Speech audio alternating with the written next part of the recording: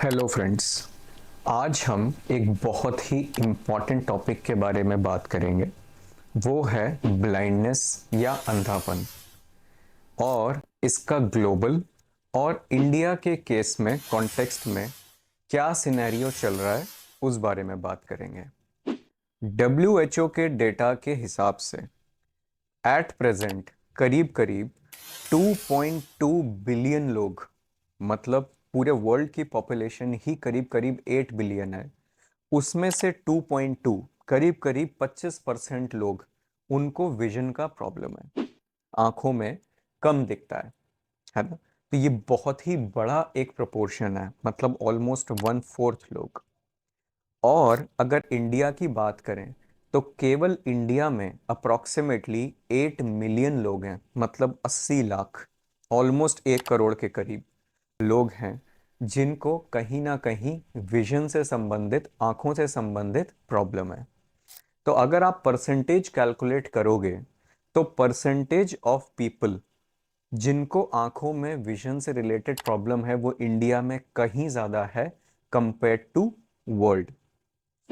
अब हम आते हैं मोस्ट कॉमन रीजंस कि ये अंधापन, ये जो विजन में इशू है, ये किस वजह से है। नंबर 1 उसमें आता है कैटरैक्ट, मोतियाबिंद।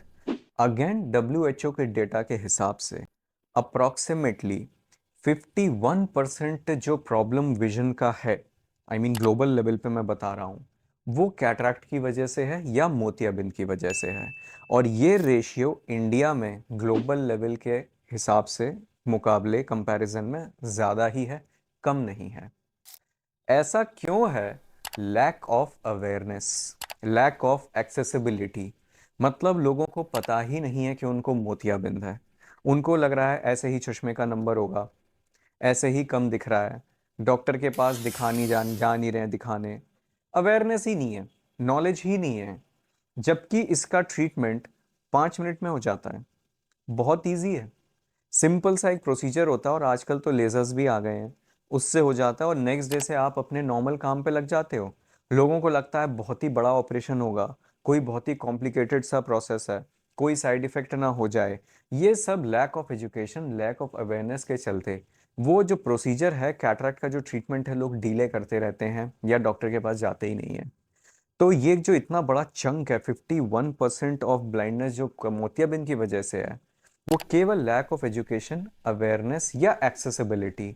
गांव वाले हैं, उनको शहर में आने के लिए माहौल ही बनाते रहते हैं।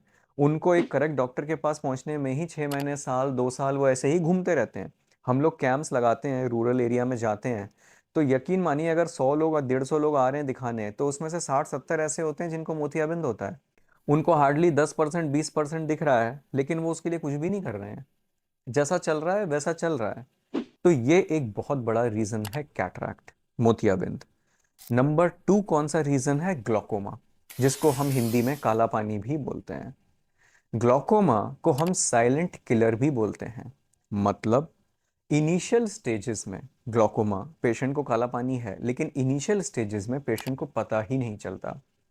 क्यों? क्योंकि इनिशियल स्टेजेस में पीछे जो नर्व है, नस है, ऑप्टिक नर्व बोलते हैं जिसको, वो डैमेज होती जा रही है काले पानी की वजह से, ग्लोकोमा की वजह से, लेकिन वो सिम्टम्स नहीं प्रोड्यूस करती।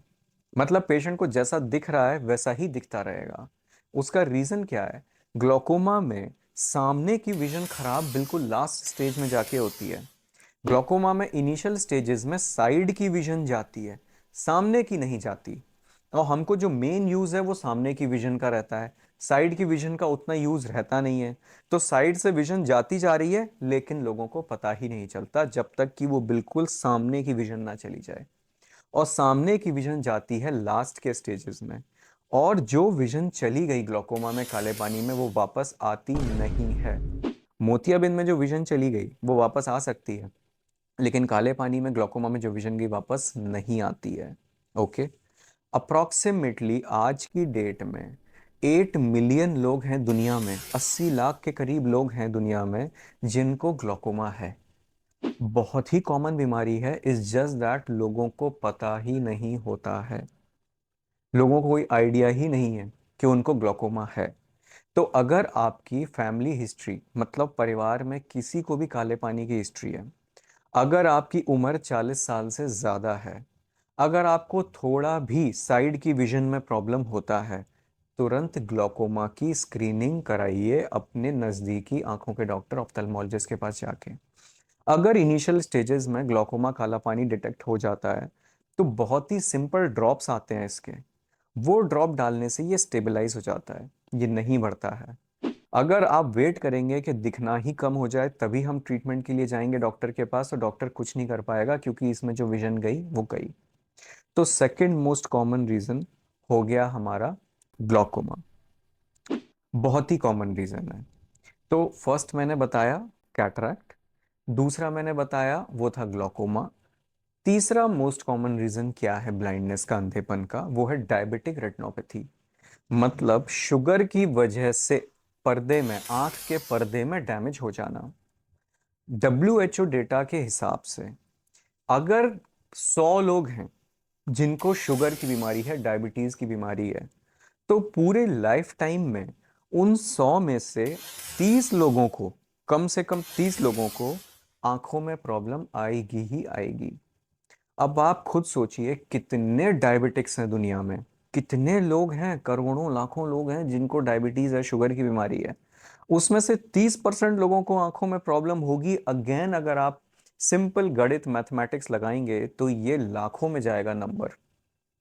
तो अगर आपको शुगर है तो आपको हर साल एक बार आंखों का चेकअप कराना ही चाहिए।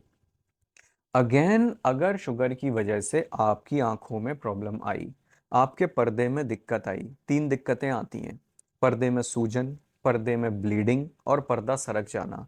इन तीन में से कुछ भी हुआ तो ट्रीटमेंट तो हो जाएगा लेकिन पूरी विजन कभी वापस नहीं आती, कुछ ना कुछ धुंधलापन रह ही जाएगा।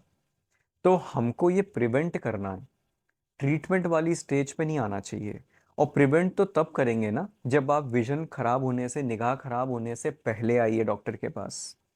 तो अगर आपको डायबिटीज है और अगर आपको 5 से 10 साल हो गए हैं डायबिटीज होके, अगर आपका HbA1c लेवल 7 से ऊपर रहता है, जो 3 महीने वाली शुगर की जांच होती है एवरेज, अगर आपका रैंडम शुगर लेवल या फास्टिंग खाली पेट या भरे पेट 180 के ऊपर रहता है, अगर आपकी फैमिली में किसी को भी डायबिटीज या डायबिटीज की वजह से आंखों में शिकायत है, तो आपको साल में एक बार आंखों का चेकअप कराना ही है, बेशक आपको अच्छा दिख रहा हो, देखने में कोई प्रॉब्लम ना हो।